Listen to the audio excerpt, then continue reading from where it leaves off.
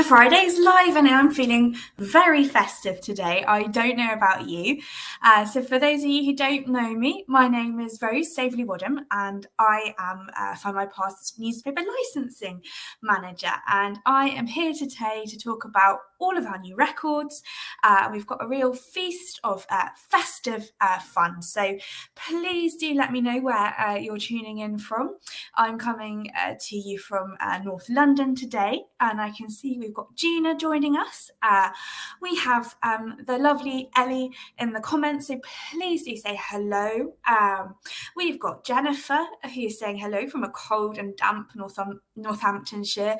Yeah, it's we don't really have the festive weather to match, do we? No signs of snow.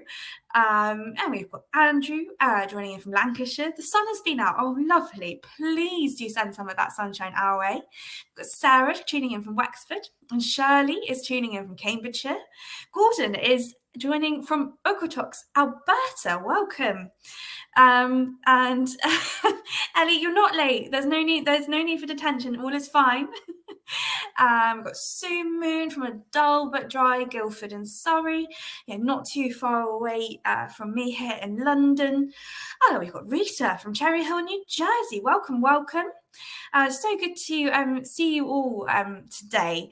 So yeah, it's feeling Christmassy. It's beginning to look a lot like Christmas, as the song goes.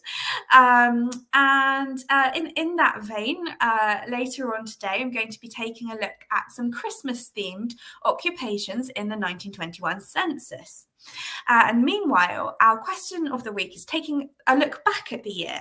And the question of the week is, what is your genealogy find of the year? So that is, what is your genealogy find of the year? And we will come back to that. And for now, let's just dive in and have a look at our new records of the week. And there's some great ones this week. And yeah, we've got a real smorgasbord of new and exclusive records this week.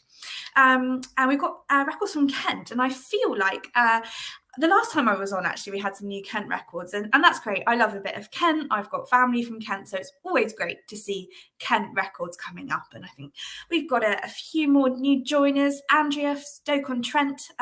Heather is saying hello from a freezing Edinburgh. Stay warm, everybody. Wrap up. Hello, Rosie, and Ellen, is joining us from a sunny Roscoe in Illinois. So in terms of our as far as our Kent records go, we've got brand new and exclusive baptisms, marriages, and banns and burials. So they are from 1842 all the way through to 1967. And a really exciting update this week is to the 1939 register. So we've got some unique records joining the 1939 register this week. And we've also got our new and updated newspapers, and they span a long old chunk of time there. So from 1753 all the way through to 1999. So as ever, it is a wonderfully bumper week. Some more joiners. We've got Heather from Nottinghamshire, Jenny from Devon. Quite mild today. So first up, we have our brand new and exclusive Kent baptisms. So there are over 12,000 of these brand new and exclusive records, and they are covering 11 different parishes. So they're covering Dover, Elmstead, Margate, Thanet, Westgate, and Whitstable. And there are actually 5 parishes represented within Margate. And these are from our wonderful partners, the Canterbury Cathedral Archives. So they are Church of England records. And we have the transcripts and also the original register images for this collection. So it's very exciting. And it's always so special to take a look at those original documents. And I pulled out a record here of siblings Violet Josephine Botting and George Humphrey Botting from 1909 from St Barnabas in Dover. And sometimes when you're browsing through and see siblings like this, you do wonder, are they twins? But the vicar here has very kindly annotated the siblings' dates of birth for us in the margin. So Violet was actually born in 1904, and her younger brother George was born in 1908. So you've got sort of 2 for the price of 1 there, 2 birds with 1 stone. And you do see that quite a lot with baptisms, with older and younger siblings being baptised at the same time. And there is a lovely view there of Barton Road in Dover too, and that was where the Church of St Barnabas was. And it was actually bombed in the Second World War. So next up, we have our new marriages and band records from Kent. And these are again from the Canterbury Cathedral archives. And we've got over 8,000 brand new records for this set this week. And they cover 9 different parishes, so just slightly different from the baptism. So we've got Aylsham, Dover, Herne Bay, Margate, Westgate and Whitstable in this update. And one of the parishes in Margate is All Saints Westbrook. Now, this church actually opened in 1894. So, as we know, Victorians were prodigious church builders. So quite often in a town, you'll have the ancient parish church, and then another church will come along, or indeed multiple churches will come along within that Victorian era. So I've actually pulled out the first marriage that was actually solemnised at this particular church, All Saints Westbrook, and that was between Albert Edward Alderton, who was a 30-year-old commissionaire and the son of a policeman, and 24-year-old Emma Rose Beach, who was the daughter of a gardener. And their wedding took place on the 26th of December 1894. So they are bang on with the Christmas theme there, with a Boxing Day wedding. And you can browse through these registers, and I often like to go to the front page of a register because you get some nice sort of extra info there. And the front page of this register shows how it is that first marriage book to be filled in for the parish of All Saints in Westbrook, Margate. And Ellen asking the question of the week, we will come back to it, but it is what is your best or favourite find of the year? So your what is your genealogy find of the year? Okay. So next up is the Kent burials, and we've added new and exclusive burial records to another Margate parish, and this time the honour falls to the parish of Holy Trinity in Margate. So these records span the years 1955 through to 1967, and there are just over 500 of them. And now the oldest person I could find in these records was a lady named Amelia Cole, who was a resident of Chapel Hill in Margate. And it's always really useful in these burial registers that you get that residence filled out there too. So Amelia passed away on the 20th of March 1964 at the impressive age of 99. And like the Church of St Barnabas in Dover, the Holy Trinity Church in Margate was bombed during the Second World War. So these places forming a very strategic part of England's south coast. And I actually found in our newspapers this image from August 1943 of the damage that had been done to the Church of the Holy Trinity. And this was reported in the local newspaper, the Whitstable Times and Herne Bay Herald. Now, it reported how the church had been hit during a recent attack by sneak raiders and how it had been shattered by a bomb which passed through an unoccupied house on the seafront before exploding near the chancel. And luckily, no one was hurt. And I think with the Second World War, often if people were killed, that wasn't often reported on in the press. But with an instance like this, where there were no casualties, that might be more likely to be reported on.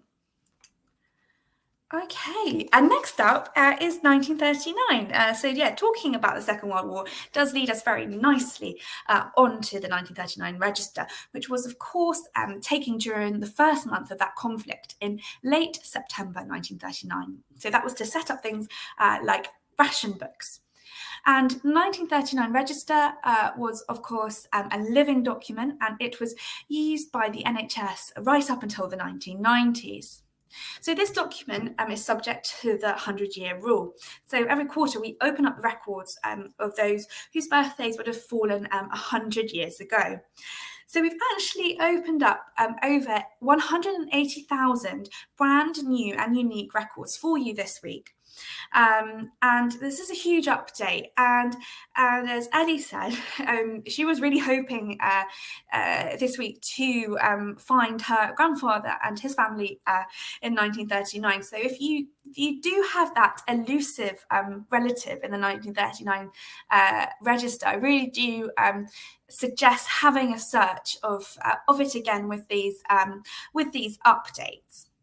And so I was sort of thinking about 100 years ago, who could I pull out from 100 years ago who had a birthday in 1923?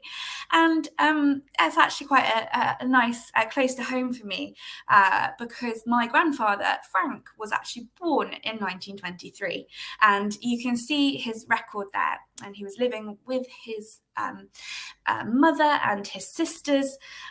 He was born on the 12th of August 1923. So by the time the 1939 register came around, he would have been 16, and he was already working. He was a vanguard for the Great Western Railway. So there's always a bit of a railway theme when it comes to my family. And he was living in Southall, and there's a picture of him there with my granny and my mum. And I just love this picture so much. He was very handsome. And I think my granny looks a lot like me as well. So I think this would have been taken about 1950, I suppose.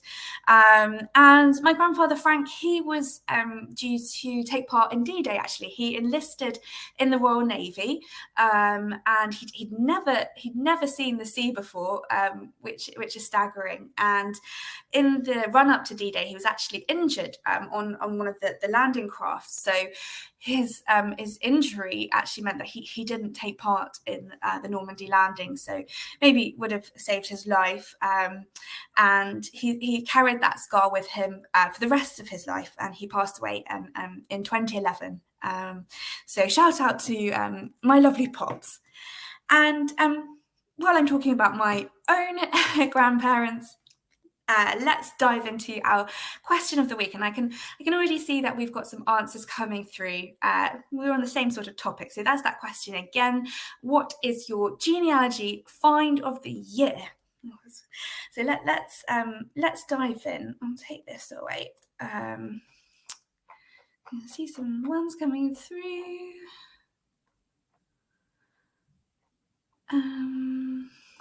So Gordon here with a really interesting find.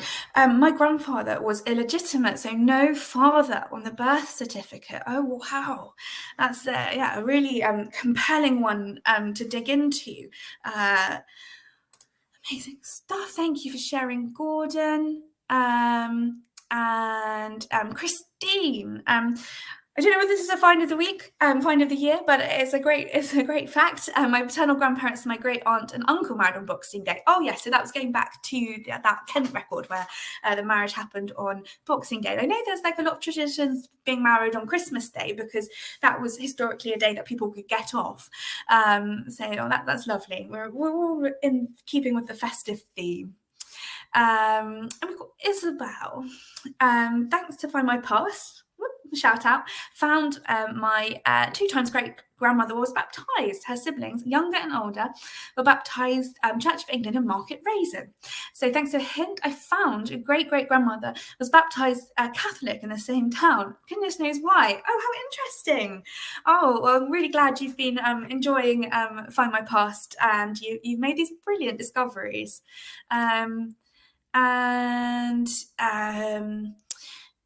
We've got Christine. Again, I found that one of the main people to see so much had been married and divorced before marrying the husband that we knew about. No one in the family knew about it. It was a bit of a shock. Oh wow, I love these things that come to light. So fascinating. And I think that was sort of, I was thinking about this question myself and what would be my genealogy find of the year.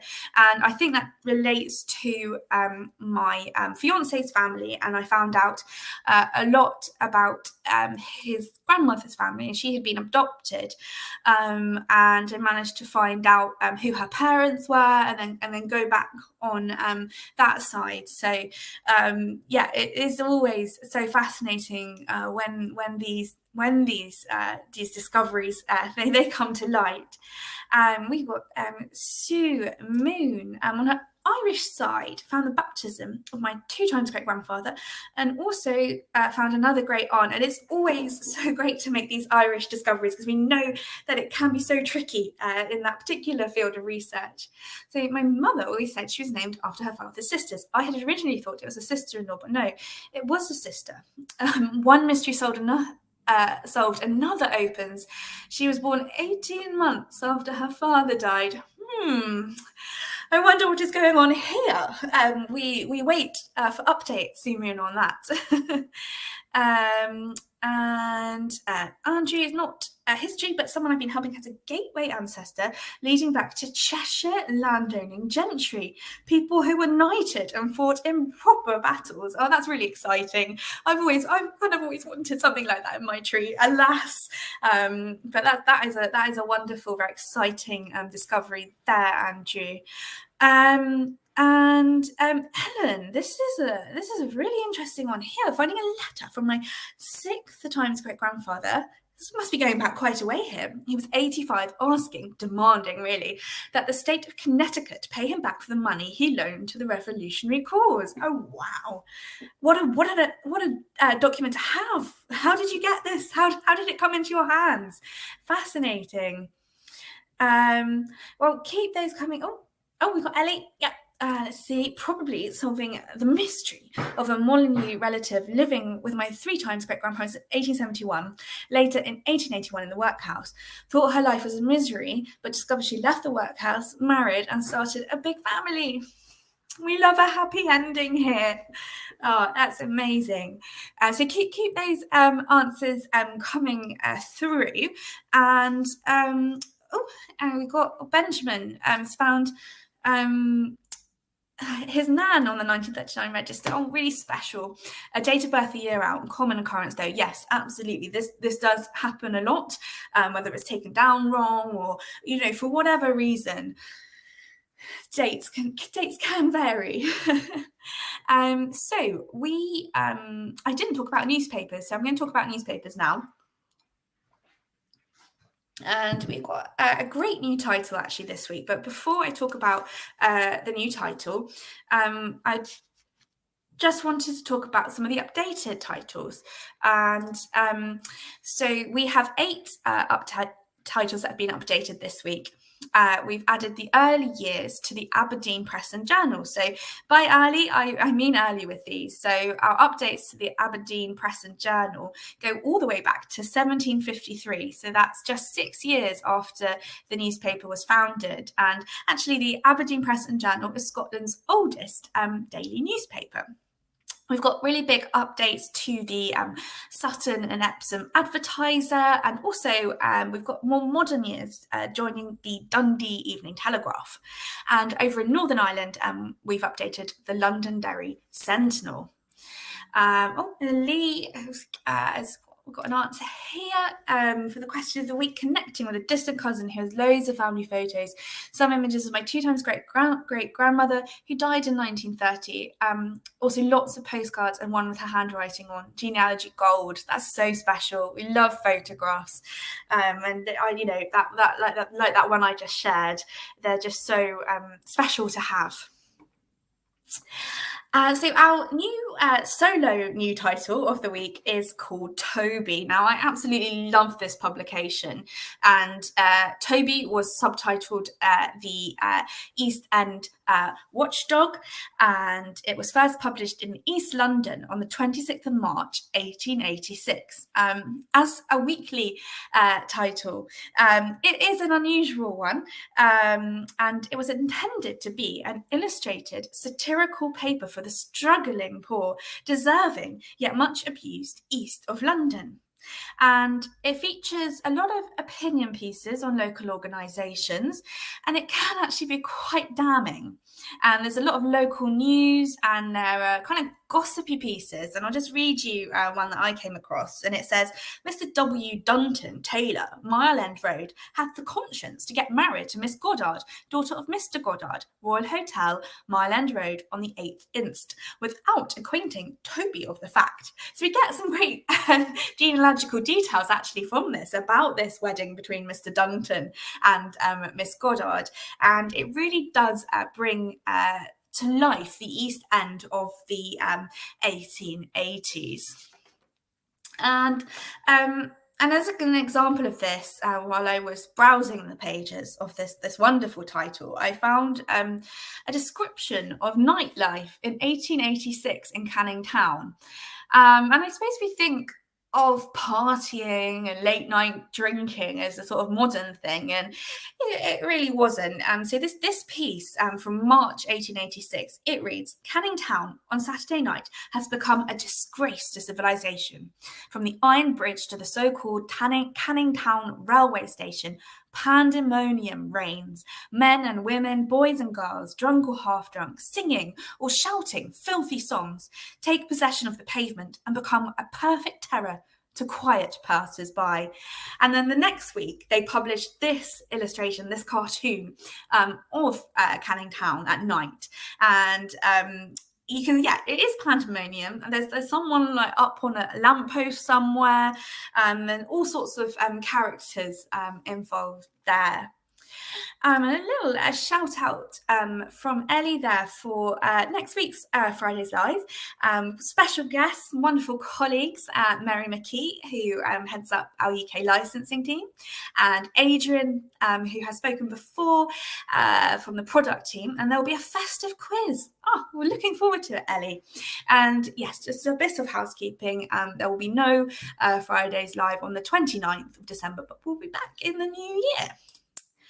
Okay, so I promised some festive element today, and I think Christmas we're about 9 days away. I don't know. I'm very behind. I haven't wrapped any of my presents, so I need to start doing that and actually finish buying the presents as well. I've got the decorations up, so I feel like that is an excellent start. Now, I thought it'd be really fun to look up Christmas-themed occupations in the 1921 census, and doing this, I had no idea whether or not there would actually be any. And I wasn't disappointed. There were actually quite a few.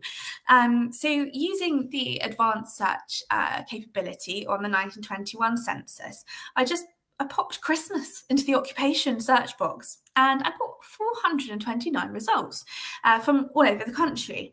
And one thing to bear in mind with this is the 1921 census was taken in June 1921. So you're sort of at that point where you're about as far away from Christmas as you could possibly be. So it really shows how the Christmas celebrations transcend seasonal boundaries.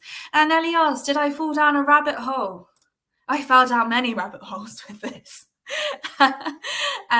So yeah, and I think what's really interesting is, again, I think we might think that the commercialization of Christmas is a very modern thing, and it wasn't. At least 100 years ago, it was providing a lot of employment for people across the country, and just looking at some of these occupations, how that would have fueled the economy of the early 1920s. And so we're gonna have a look through at some of these characters who had Christmas themed jobs and learn what their jobs were like.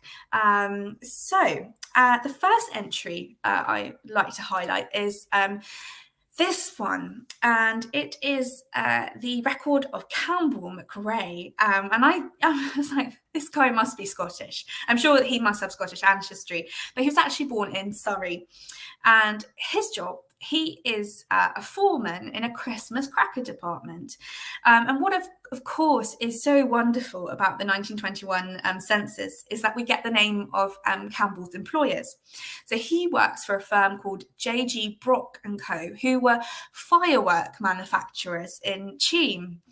And Campbell's 18-year-old daughter, Maggie McRae, is a factory hand at the same firework factory in Cheam. So following her father's footsteps. And Lee is showing some love for that Canning Town image. My family moved from Dorset to Custom House near Canning Town. Also, family moved from Southampton to Canning Town. I don't think my relatives are on that image, though. Yeah, I think I've got a few of us. I shared that with some of our team as well, and a few of us have Canning Town ancestors. So we did wonder if it was our ancestors behaving badly. So Now, oh, okay, the cat has joined us, so we will just let him do his thing. Should we move this? Are you all right there, Panda? Okay. So, I wanted to find out, oh, yes, Gordon. Yeah, important clarification here, because I did think the same thing.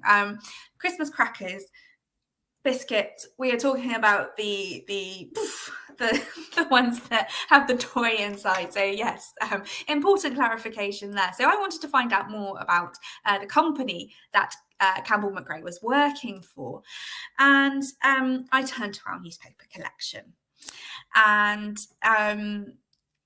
it turns out that this particular company, G.J. Brock & Co., were very much known for their firework Christmas crackers. And this sounded a bit dangerous to me. But there's an advert there on the left-hand side from the Daily Mirror from 1932. And it describes how no Christmas table is complete without firework crackers, the ones that contain Brock's indoor fireworks, we mean. They make every party a riot. And sometimes I think when we're searching newspapers, there might be a temptation to disregard adverts, but I think there's just so much that we can glean from them. So we learn more about that product that Campbell McRae was making, and then how it was then presented to the world. And you can see how through this advert that Campbell had an integral role in making this product, which was then advertised in the national press. And I was able to learn a little bit more about the company, J.G. Brock & Co., thanks to a profile that was printed in the Illustrated London News around Guy Fawkes Night in 1932. So we learn how Brock's fireworks are made by the oldest established firm of firework makers in the world, and that their factory employs about 450 workers. So Campbell and Maggie McRae would have been part of that workforce. And then finally, that final image, that was printed in the Illustrated London News again in 1924. And this shows a giant cracker, Christmas cracker, that had been produced by Brock's at a factory in Sutton. And Mike is sharing some love for the newspapers, sharing a scrapbook of newspaper cuttings on my grandfather, who was a prominent figure in Leicester. I now have over 500 downloads and still going. I never met my grandfather, but now feel as if I know him. That is so special. I'm so glad you've been able to find so much out in our newspapers, and it is just such a wonderful way of getting to know your ancestors. And it wasn't just men that had senior roles in the production of Christmas crackers. So living in Camberwell in South London in 1921 was widow Nellie Jeffreys, and she was also, like Campbell McRae, a foreperson at a Christmas cracker factory.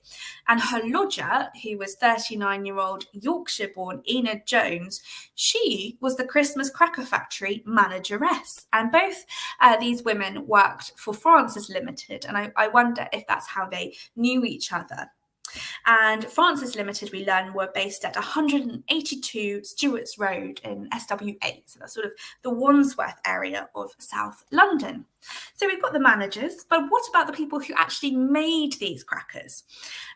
So this is the home in 1921 of another widow. Her name was Louisa Ann Embleton, and she is living in my favourite place, Tottenham, and she was born in Walthamstow, so not very far away. And she actually makes the paper hats for the Christmas crackers. And she works from home, interestingly enough. So that's almost a kind of cottage industry there. And her older daughter, who lives with her, is May More Innocent. And she's 36, and she is a Christmas cracker maker. And she's employed by the same company that her mother makes the paper hats for. And they are a company called Tom Smith & Co.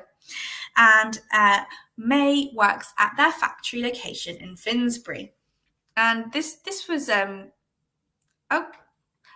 was always so much knowledge there. So Tom Smith was the inventor of crackers. I did not know this. Oh, wonderful stuff. So this would probably make sense for my next bit.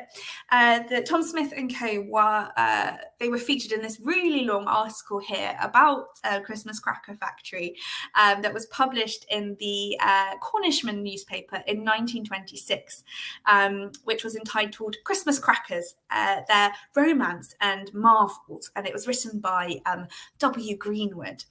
And pieces like this in the newspapers provide a wonderful insight into the working lives of our ancestors, what it was actually like to work in that Christmas cracker factory in London. So sort of taking us beyond these wonderful census entries, really enabling us to step past the threshold of the places of work of our ancestors and step into work with them. So we can really envisage the cracker factory where May Innocent would have worked.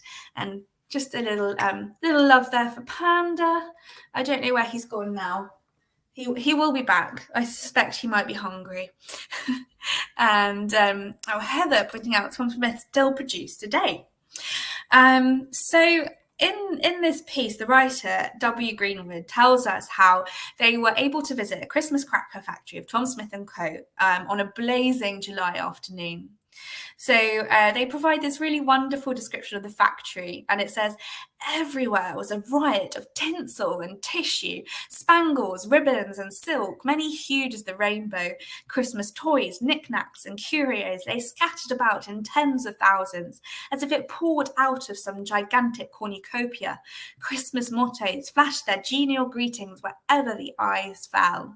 It really does sound like a veritable Santa's grotto, I suppose, where hundreds of women factory hands were at work. And I wonder if May Innocent was still working there.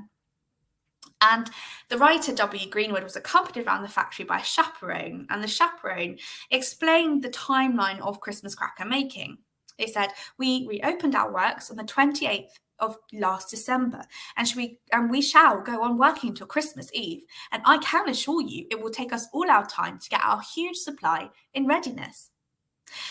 The chaperone also explained how the factory operated and the different departments, giving us again that insight into how this type of work was conducted at the time.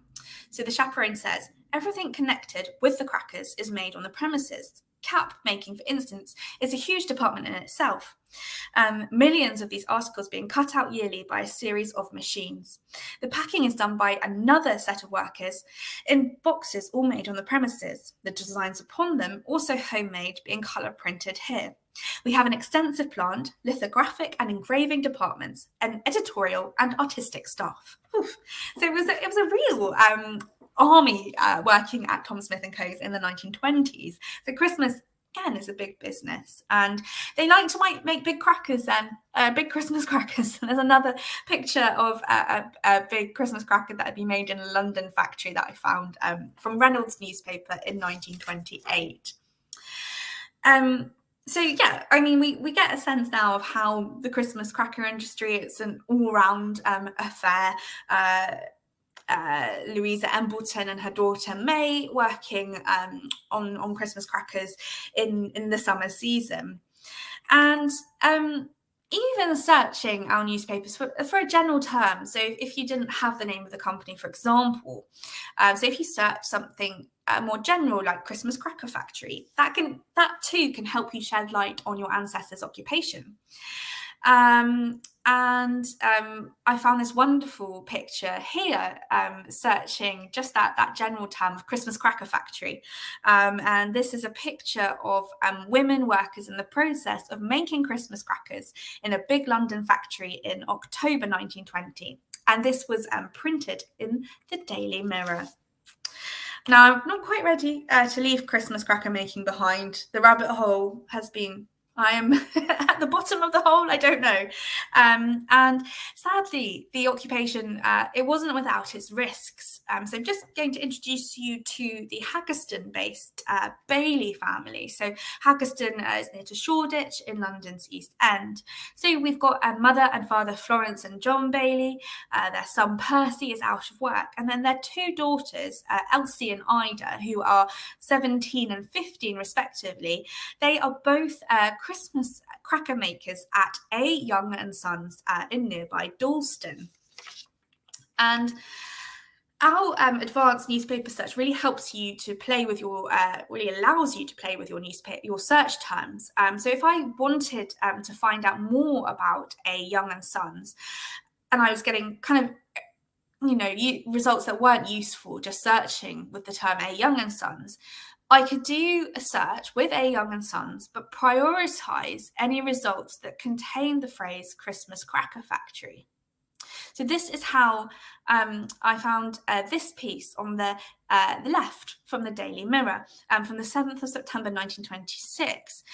And it says, 80 girls escaped uninjured from the Christmas cracker factory of Messrs. A. Young and Sons Limited, Berlin Road, which caught fire yesterday. So Berlin Road is in Dalston. So I think this must be the factory where young Elsie and Ida were working at a few years before. So this fire had broken out in the basement, and the women who worked at the factory, though, they were situated up on the upper floors. So it's quite a scary scenario. And they were simply told to put on their hats and coats and leave at once. And this they did in splendid order, and all were outside within a minute. And the Daily Mirror actually explains that the majority of the girls did not know that the premises were alight when they left. And I wonder if Elsie and Ida Bailey were still working there. And thankfully, no one was hurt in this fire. And the fire was put out by a remarkable effort. So there were 25 fire engines and 150 firemen sent to this factory. Although a large quantity of toys and novelties were badly destroyed. Fires at Christmas cracker factories, they do not seem to have been a rare occurrence in the 1920s. So we're a few years ahead now. In 1928, the Nottingham Journal reported on a fire at Tom Smith and Company, remember them, at their factory in London. So again, this fire had started in the basement and was luckily noticed by a passing warehouse boy. Now, this factory employed 400 women who, again, they were working up on the upper floors. And this time they were told to leave without their coats and hats. And they were able to leave, thankfully, by a fire exit. So really, really scary stuff. And Isabel is showing some more love for the newspapers. And, there are some tragic discoveries. And this tragic scene that your great-grandfather came across to find out what happened. These are kind of very defining factors in our ancestors' lives. I mean, reading, for example, my great-great-grandfather, he was an engine driver and he accidentally killed someone during the First World War. Complete accident, but just sort of reading about these events and understanding what our ancestors really had to go through. In terms of Christmas cracker fires in factories, there were more. Dalston-based A. Young and Sons, where Elsie and Ida Bailey worked, was a scene of another really bad fire in May 1929. There was actually a picture of the damage created by this fire printed by the Sunday Pictorial, and that was later the Sunday Mirror. And meanwhile, we get a report from the Birmingham Weekly Mercury, and it describes how the Dalston Christmas cracker factory had been completely burnt out, and there was £13,000 worth of damage, so not an insignificant sum back then, and even today. So this fire had been discovered by a worker, G. Cornwell, who is described as a packer. And they fought the blaze. It doesn't say whether they were a man or a woman, but they fought the blaze, and they were later carried out unconscious. And sadly, the fire did take hold. It was fanned by a fairly strong breeze. This time, 24 fire engines and 100 firemen attended the blaze, and they worked for over an hour to try and fight the flames. And there's this very atmospheric description of how the roof of the factory collapsed in a shower of sparks, and from the building there poured out blood-like streams of water, the dyes from the crackers having discoloured the water from the hoses. So there's a really sort of hellish, dystopian image there, and a real reminder of the dangers of such work, or perhaps, or most likely, the limits of health and safety regulations in industry really at that time. And there's just one more Christmas cracker factory maker that I'd like to introduce you to, and they are the Petit family. And as you can see from the census form here, they were a large family, and they were based in Limehouse in London's East End. So Father Charles Petit, he was a carpenter. His wife Rosina was 40, and she undertook domestic duties, looking after 8 children. Meanwhile, their second eldest daughter Doris, who was 16, and their third eldest daughter Gladys, who was 15, worked at the Christmas cracker factory of Batchker & Co. in Cable Street. You may have noticed how these previous articles about Christmas cracker factory workers actually refer to the workers as girls. And like the Bailey sisters, who I think were 17 and 15, Doris and Gladys Petit, they're so young. They're 16 and they are 15. And we've got Sandy tuning in over on YouTube from Toronto. Hello, Sandy. When will we see records from Northumberland? That is a good question. We are always adding new records. So I happen to know that there's a new Northumberland newspaper appearing next week. But in terms of records, we will have a chat with our licensing team and see what can be done for lovely Northumberland. So the company that Doris and Gladys worked for were called Batchker & Co. And they made both Christmas crackers and sweets. And you can see an advert on the left there from the Queen for April 1913 for their Jersey caramels. And I love the description of these. Nothing quite so wholesome or delicious has been made before. But the advert on the right is from the Eastern Post back in 1899, and this advertises their celebrated Christmas crackers, which have a worldwide reputation. Oh, and Heather's got some Petit ancestors who migrated to London from Cambridgeshire. Maybe some connection going on there, Heather. And yeah, but the Batchker company has a really interesting history. And it was actually founded by a woman back in 1748 her name was Elizabeth Batchker. So I guess that would have been really unusual for the time, sort of the mid-18th century, and we've got a woman entrepreneur founding this factory, founding this company. So it was a really old, established company by 1921. And in August 1905, the local East End paper, the East End News and London Shipping Chronicle, published a look at Batchker & Co. And they even printed this wonderful drawing of the factory there on Cable Street, where Doris and Gladys Petit worked. And by 1940, even during the Second World War, Batchker & Co. They were still going, and they were advertising for employees, also in that publication, the East End News.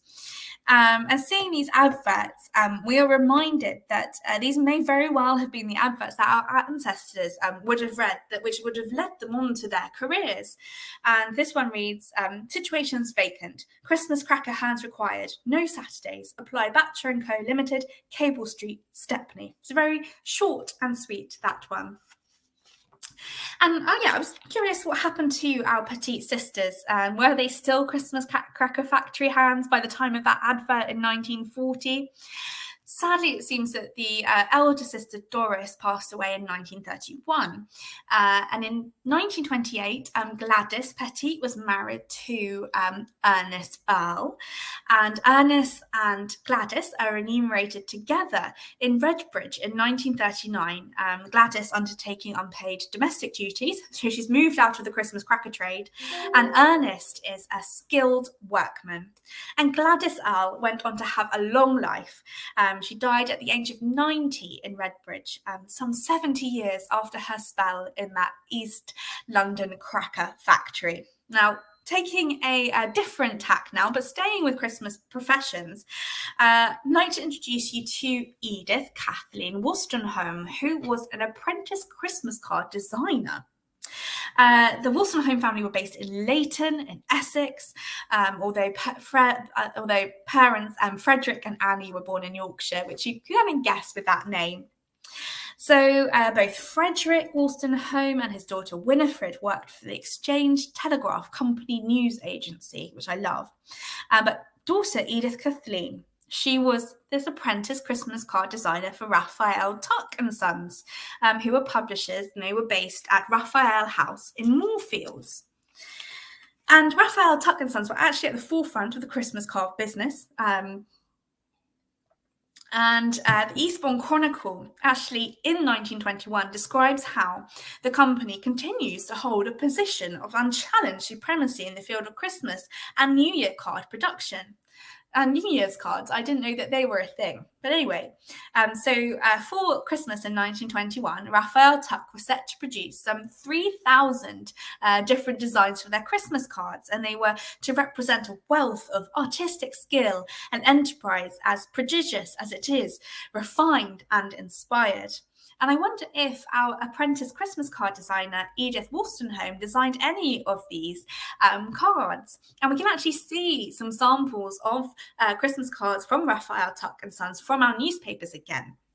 And they were featured by the Sphere in December 1921. So you can just see them in the centre there.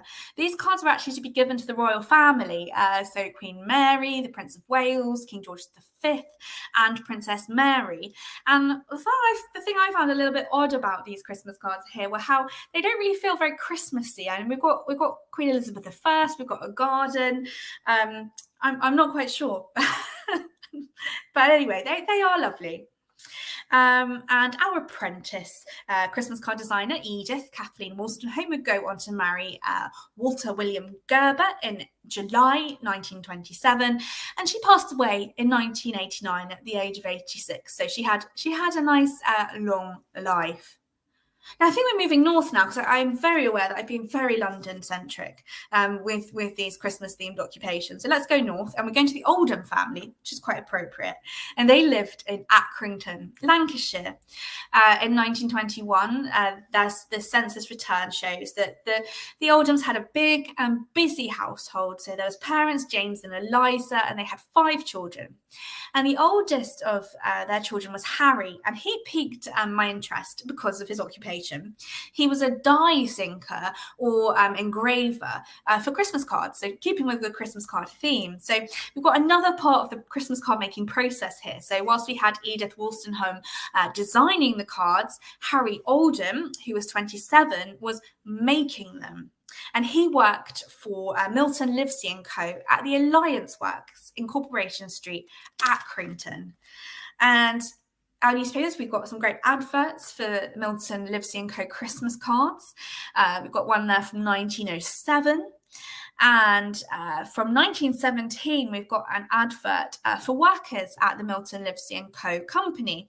And the advert is for Platten hands. So that's sort of the printing process, and then a lino operator. So again, that's part of that printing process. And the advert boasts that big wages can be earned.